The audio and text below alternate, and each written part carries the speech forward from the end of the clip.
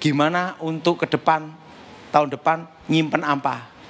Pertama, yang hubungan dengan dagang, yang berhubungan dengan impor.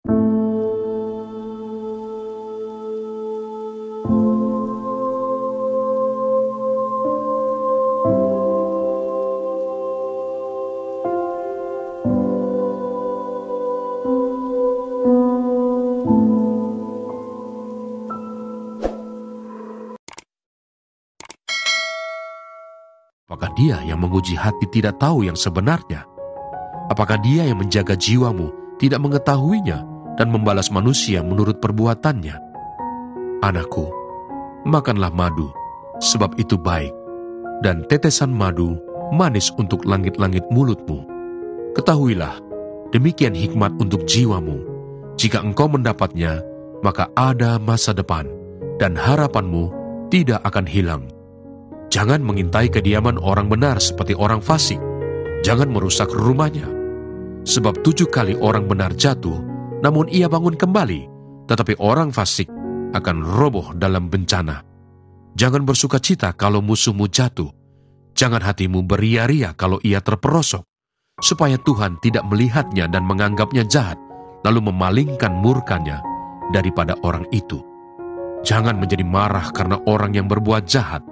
Jangan iri kepada orang fasik, karena tidak ada masa depan bagi penjahat. Pelita orang fasik akan padam. Hai anakku, takutilah Tuhan. Jimat apapun harus dimasukkan ke dalam apa? Api dulu. Lewatkan masuk api dulu. Begitu masuk dalam api, jom kebakar. Setelah kebakar, batunya diambil, mana pukul besinya, tek, hancur jadi pasir. Saya ngomong dia, udah tidak bisa balik lagi. Langsung doa pelepasan, bertobat. Kenapa hamba Tuhan yang ini gagal? Karena tidak masuk ke dalam api. Jadi, saudara ada yang ngirimin santet, bendanya itu ketemu. Langkah pertama apa saudara? Masuk ke dalam apa? Api. Karena semua jimat, kekuatan pusaka apapun, kalau masuk dalam api, kembali seperti semula dan dimentahkan. Untuk pengusiran setan demi nama Yesus. Nah, makanya ada kasus tertentu, kalau jimatnya hanya dibuang aja, rohnya balik lagi. Kalau udah masuk dalam api, udah enggak. Dimentahkan. Jelas? Kembali seperti semu. Jadi kalau saudara nanti di rumah ada yang ngirim tanah kuburan, langkah pertama, masuk dalam api dulu, baru doa. Jadi demi nama Tuhan Yesus, keluar. Kenapa? Karena api. Kembali ke asal. Kembali ke pemilik. Jelas? Jelas? Jelas? Ini semua masuk dalam api. Saudara, banyak orang ngomong sama saya gini, Pak, tahun ini aja udah berat. Gimana tahun depan? Betul? Saya kan beritahu pada saudara semua tahun lalu bahwa kita semua akan masuk resesi ekonomi itu di tahun 2025. Betul? Yang masih ingat angkat tangan semua. Tinggi-tinggi. Sekarang udah terasa. Betul? Betul? Nah, Surabaya gimana? Saya beritahu. Kencangkan ikat pinggang. Biasanya makan steak tenderloin, sekarang makan kikil. Tetap rasanya empuk, betul? Betul? Betul? Resesi ekonomi ini tidak terasa berat di Surabaya selama tidak utang bank. Jadi yang utang bank, makanya dari 3 tahun yang lalu saya beritahu, jangan utang bank. Karena kita masuk resesi ekonomi berat tahun depan. Yang utang bank, siapin nanam kelapa kopior dan es kopior. Sambil minum sama-sama kepalanya kok. Karena kondisi seperti ini masih sampai tahun depan. Jelas saudara? Dan nanti inflasi terus. Tahun depan semua ada. Semua naik semua adalah. Harga-harga akan naik semua. Itu tahun depan. Yang tidak naik hanya satu, harga diri. Sampai 2026 Desember. Itu puncak-puncaknya inflasi. Dan 2027 baru ekonomi bergerak. Jelas? Dan tahun depan banyak properti yang diobral.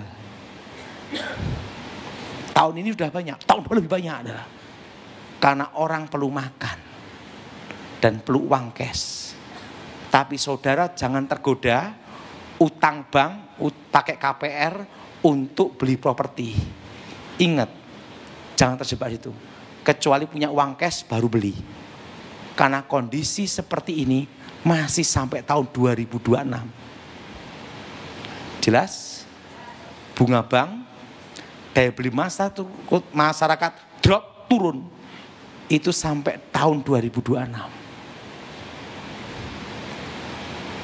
Jelas? Dan ekonomi bergerak. Waktu itu saya beritahu, 10 tahun ke depan Cina menguasai ekonomi Indonesia. Masih ingat? Nggak usah banyak-banyak. Sekarang aja Cina masuk tekstilnya ke Indonesia. Betul? Betul? Hanya 4 yang bertahan. Apa saudara? Perikanan, peternakan, pertanian, ketiga logistik distribusi. Karena ingat, SIM-nya harus Indonesia. Jelas? Jelas? Jelas? Dan ingat, toko-toko besi tetap aman. Yang berbau pasir dan batu. Karena di gunung tidak import. Dan yang keempat, properti tanah. Membatasi hak kepemilikan tanah. Yang 4 ini. Yang 4 ini yang bertahan seterusnya. Dan kuliner itu bertahan. Kecuali Chinese food. Karena apa? Yang aslinya datang. Sini kan KW, betul gak? 10 tahun ke depan, kokinya asli dari sana yang sipit-sipit datang ke sini. Gimana asli lawan KW, betul gak? Nah, makanya semua yang kuliner-kuliner semua persiapkan masakan Nusantara. Karena 10 tahun ke depan Cina menguasai ekonomi Indonesia. Kemarin saya di Kementerian Pertahanan, saya omong-omong sama Jenderal Gleni Kairupan karena sahabat saya 20 tahun. Saya ngomong, langkah pertama swasembada jagung dulu. Untuk apa? Karena jagung yang paling tahan kemarau.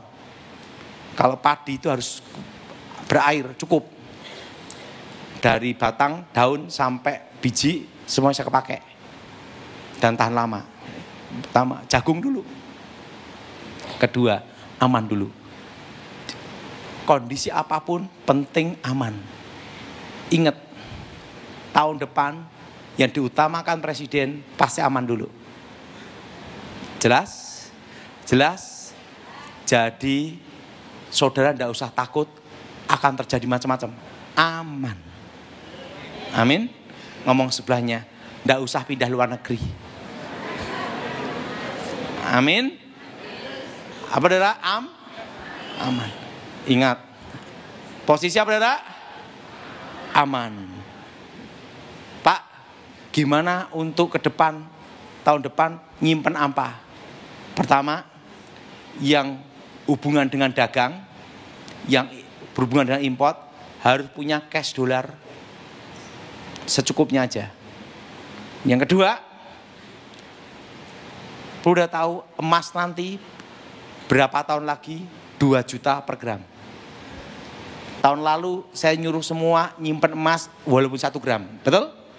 Betul? Sekarang udah naik.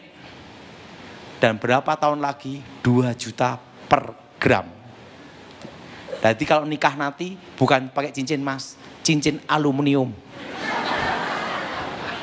Jelas? Cincin apa dah? Ngomong sebelahnya. Itu nanti zamanmu. Penting tahan lama. Alumunu, cintamu sejati seperti alu. Nah, jadi itu akan terjadi. Ingat. Dan saya sudah beritahu. Tahun depan perpajaan. Jadi saya beritahu sekarang. Ini sebelum saya selesai khotbah ya. Kenapa 3 tahun yang lalu saya khotbah di tempat ini sampai berapa kali? Supaya semua beli tanah. Masih ingat? Ya masih ingat, tangan-tangan coba. Beli tanah, beli emas, beli US dollar. Betul? Saya kasih tahu. Gaji UMR sekali. Sekarang ini misalnya. Sebulan maksimal lah. Udah berat itu. Itu 5 juta. UMR ya. Oke. Mau punya rumah. Harga 500 juta. Itu paling rendah di Surabaya. Betul? Betul? Kecil.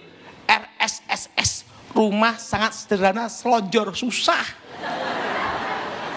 Itu aja udah 500 juta di dalam kota. Betul? Betul? Itu mau beli aja. Itu nunggu 10 tahun loh. Itu sama makan dikurangin doa puasa. Betul? Setelah 10 tahun mau beli. Naik.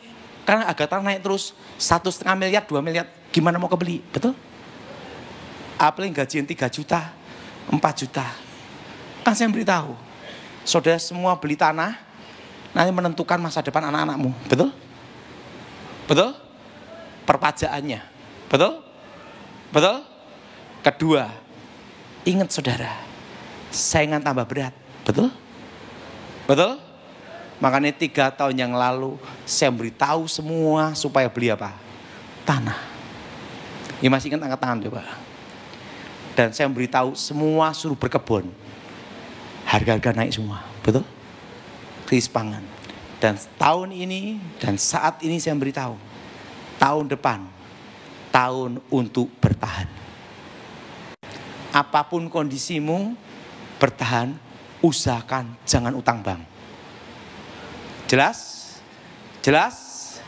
Jelas? Dan nyimpen uang emas, nyimpen di rumah, uang cash. Jaga-jaga. Di bank juga ada, di rumah juga ada. Kenapa? Jaga-jaga tiba-tiba pembatasan pengambilan uang di bank.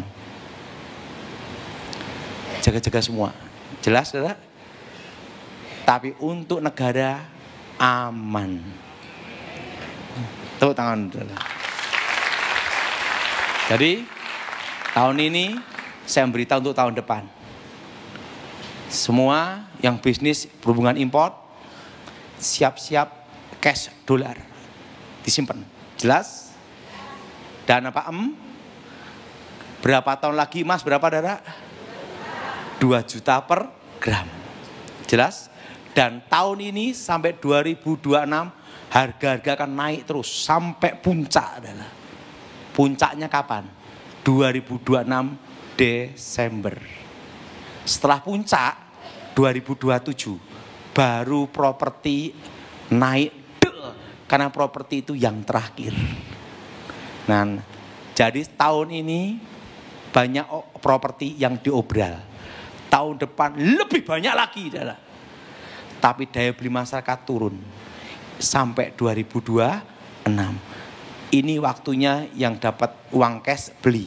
Kalau utang KPR jangan. Kenapa? Kondisi seperti ini sampai 2026. Jelas? Jelas? Untuk jemaat GSCS di sini saya beritahu Tuhan pelihara kita semua. Nah, yang kedua, ingat ngomong sebelahnya, kencangkan ikat pinggang, jangan ngurangi persembahan, betul? Amin. Karena apa? Tahun depan, tahun ini, saudara beli barang yang saudara perlu aja. Yang tidak perlu jangan dibeli. Yang setuju angkat tangan? Nggak usah yang bermerek, penting bisa dipakai. Setuju? Nggak usah merek-merek. Kayak saya aja, celana ini usia 20 tahun. Ini tambalannya asli, karena apa? Udah bolong. Saya bayar 10.000. Ditanya, Pak yang warna kayak ini enggak ada, adanya biru. Kasih biru aja. Ini udah 20 tahun nih, Dara. Kalau celana model kayak gini, orang mau ngerampok, enggak usah ngerampok, tak kasih ikhlas. Amin. Jadi ingat, tahun depan kita Saudara, resesi. Jelas? Kencangkan ikat pinggang, beli barang yang perlu saja, yang tidak perlu jangan. Kurangi pengeluaran, jelas? Dan bertahan. Amin. Ngomong sebelahnya, kurangi pengeluaran. Dan bertahan. Sampai 2026. Dan ingat, mulai sekarang yang bisnis makanan Chinese food mulai berpikir untuk makanan Nusantara. Kenapa? Karena nanti yang aslinya bakal datang. Jelas? Dan ingat, saudara tidak boleh takut, tidak usah khawatir. Resesi ekonomi Surabaya, Jawa Timur tidak terasa. Hanya yang terasa ada di Jakarta. Kemarin saya beritahu, Pak, gimana menurut keuangan tuh Bapak? Ingat, posisi negara tetap aman. Yang kedua, stabil keamanan. Moneter apapun, ingat, penting sudah lakukan, tidak utang bank, engkau selamat. Jelas? Yang setuju angkat tangan Saudara. Tidak ada utang bank. Kedua, mengurangi apa? Tidak boleh mengurangi apa? Persembahan. Dan hidup apa? Dan tidak tergantung merek. Dan jangan gengsi. Jelas? Jelas? Beli yang Anda perlu. Yang tidak perlu, jangan. Pengeluaran yang tidak perlu, jangan. Karena apa? Kondisi seperti ini masih sampai tahun 2026. Amsal pasal 23. Bila engkau duduk makan dengan seorang pembesar, perhatikanlah baik-baik apa yang ada di depanmu. Taruhlah sebuah pisau pada lehermu, bila besar nafsumu. Jangan ingin akan makanannya yang lezat, itu adalah hidangan yang menipu. Jangan bersusah payah untuk menjadi kaya, tinggalkan niatmu ini.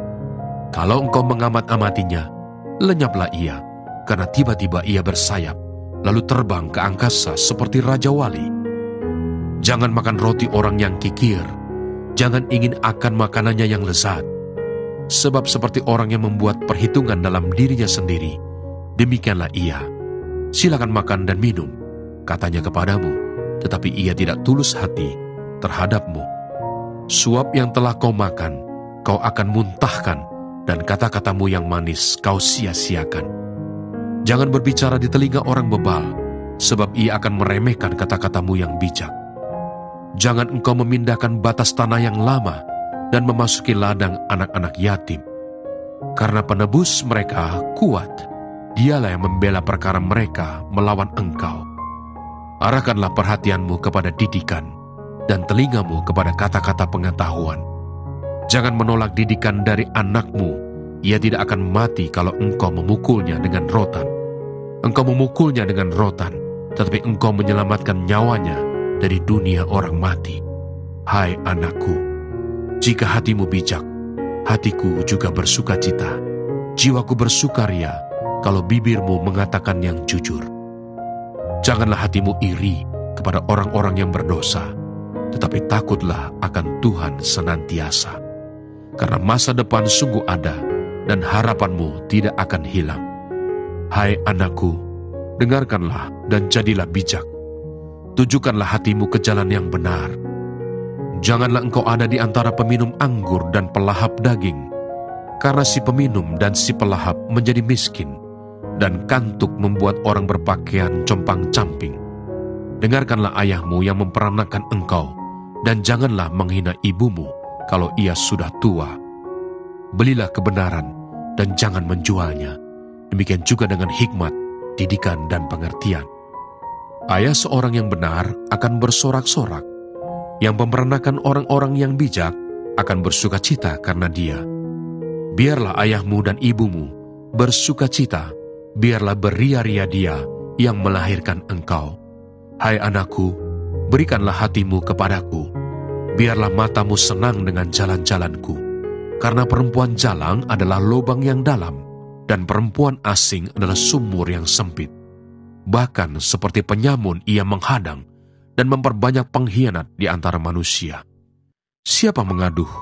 Siapa mengeluh? Siapa bertengkar? Siapa berkeluh kesah? Siapa mendapat cedera tanpa sebab? Siapa merah matanya?